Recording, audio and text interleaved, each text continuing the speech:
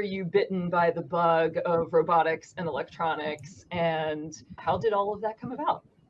I was really inspired by my little sister Bree. She's honestly pushed me into the direction that I am now, especially through her interests and her passions.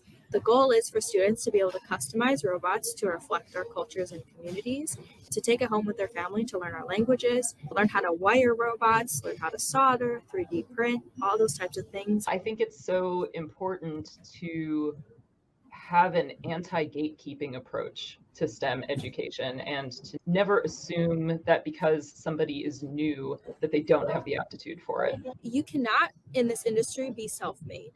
You have to be community made. Some robots can go into uncanny valley region. I did not want to get to that point. I wanted it to be cute and not look terrifying. So I didn't want to put hands on it. I didn't want to put a mouth on it. None of that. That felt wrong.